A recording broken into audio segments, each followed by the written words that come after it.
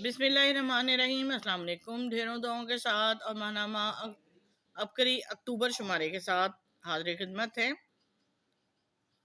आज का टॉपिक कुछ अलग से ही है। ये एक ख़त है, लेटर है जो लिखा गया है अबकरी के नाम, और अपने जो मसाइल हैं उनका जिक्र किया गया है। इसको पढ़ते हैं और कमेंट्स में आप लोग ज़रूर पढ़ के, जब ये आप पढ़ लेंगे या मेरी वीडियो सुन लेंगे तमाम सुनने वाले, तो मुझे ज़रूर बताइएगा कि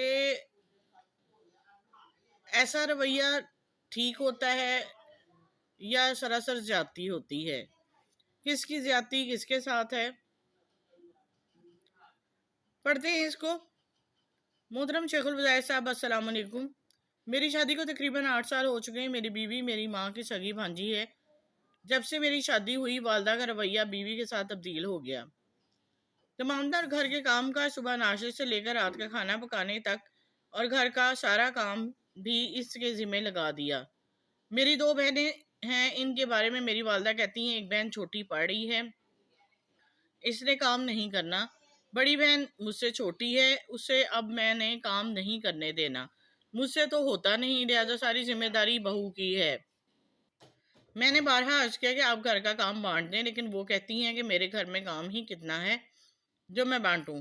अगर कभी गुस्से में आकर बेटियां करने भी लगती हैं तो कहती हैं मेरी बेटियां कमज़ोर हो गई हैं, ये सिर्फ 2-4 दिन के काम से हो जाता है। मेरी बेगम मैके जाए तो सारे घर वाले मिलकर काम करते हैं, वो आ जाए तो सब काम छोड़ देते हैं। बेगम हमला हुई तो इसकी कमर में दर्द शुरू हुआ, जो बढ़ते बढ़ते इतना शदीद हो गया वो उठकर बैठ नहीं सकती थी, लेट कर करवट भी नहीं बदल सकती थी। इस हालत में भी मेरी वालदा इसे घर का सारा काम करवाती। मैंने एक दफ़ा वालदा से कहा कि मैं 2 माह के लिए घर में काम करने वाली लगवा लेता हूँ, इसको पैसे भी मैं खुद ही दूंगा, इससे काम नहीं होता। वालदा कहने लगी, अगर घर में बंदा बीमार हो जाए तो इसका मतलब ये नहीं कि घर का काम काज छोड़ दे, मेरे घर में नौकरानी नहीं लगेगी।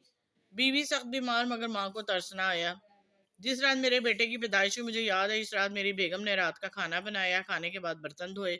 अभी बर्तन धोने के बाद ही फारग ही हुई थी कि मैं इसे लेकर सीधा अस्पताल चला गया। ये बीमार हो, बुखार हो, घर के काम की जिम्मेदारी इसी की है। घर में सुबह से दोपहर तक नाश्ता तैयार होता है। पहले 6 बजे मेरे लिए और बच्चों के लिए, 8 बजे वालिद साहब के लिए, 9 बजे भाई के लिए, और बहनें सो रही होती हैं। इनके लिए वालदा कहती हैं कि वो उठेंगी तो फिर बना कर देना, अभी सोने दो। जब तक सोकर उठती हैं घर का सारा काम बेगम कर चुकी होती है। कोई फल लेकर आऊं तो बेगम वालदा के सामने नहीं खा सकती। अगर ये खाने भी लगे तो वालदा उठा कर कहती हैं ये फलां के लिए रख दो, हालांकि वो फल वाफर मिकदार में मौजूद होता है। खाना खाते हुए नजर रखती क्या चीज़ डाली और कितनी डाली। घर के किसी चीज़ पर हमारा कोई हक नहीं, हम अपनी मर्जी से कोई चीज़ पका नहीं सकते। हजरत जी, मुझे तो ये भी नहीं पता कि वो घर में मेरे लिए आई है या घर वालों के लिए नौकरानी। दफ्तर के लिए अपने कपड़े, जूते, कपड़े सब कुछ मैंने खुद ही तैयार करने हैं। जबकि आज भी मेरे वाले दफ्तर जाते हैं तो उनके कपड़े देना, जूते देना, और जब वो तैयार हों तो मेरी वालदा का वही कमरे में मौजूद होना। क्या मेरे या मेरी बीवी के कोई अरमान नहीं? ये बात इनकी समझ में क्यों नहीं आई? ये सब बर्दाश्त करने का मकसद सिर्फ रिश्तों को जोड़े रखना, खुदा और वालदा की रजामंदी थी। ससुराल वालों की कोई इज्जत नहीं। मेरी सास चंद बार आई, वालदा ने इसे अच्छा खासा जलील किया। अब बस हम दोनों हैं, हमारी तन्हाइयाँ, हालात ने हमें इतना रुला दिया है कि अब तो हम एक दूसरे को तसल्ली भी नहीं देते। दोनों को चुपसी लग गई है। बच्चों की तरबियत पर बहुत असर पड़ रहा है। बच्चों को दीन के रास्ते पे लगाना चाहते हैं। अब तस्बीह खाने की शक्ल में खुदा ने एक रास्ता दिखाया है। खुदारा कोई ऐसा हल बताए जिससे ये जुल्म ख़त्म हो, वालदा का रवैया बीवी के साथ बेटियों की तरह हो जाए। जी, ये था एक ख़त जो इख्तिताम पज़ीर हुआ, और आगे इसका हल अबकरी वालों ने बताया है, ऐसे लर्जा खेज़ और मुश्किल हालात से निकलने का अमल। एक तस्वीर सुबह और शाम अव्वल आखिर दुरूद पाक के साथ इय्याका नअबुदु व इय्याका नस्तईन किसी खाने वाली चीज़ पर दम करके तमाम घर वालों को खिलाएं। मज़ीद ज़ुबान तालू के साथ लगाकर दिल ही दिल में यही आयत 7 मरतबा वक्फे वक्फे से पढ़े।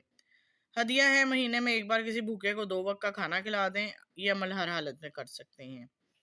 जी, अबकरी वालों ने इसका हल भी कुरानी वज़ाइफ के ज़रिए बता दिया है। उम्मीद करती हूँ कि जो जो भी पढ़ेगा, कुछ लोग नसीहत हासिल करेंगे, कुछ लोग नसीहत देंगे, और सदका जारिया के तौर पर ज़्यादा से ज़्यादा शेयर कर दें تاکہ کسی کا بھلا ہو جائے، تو وہ آپ کو بھی دعائیں دے، اور آپ لوگ مجھے دعاؤں میں یاد رکھیں، میں بھی آپ کے لیے دعا ہوں۔ اللہ تعالیٰ سب کی مشکلیں پریشانیاں حل فرمائے، آمین۔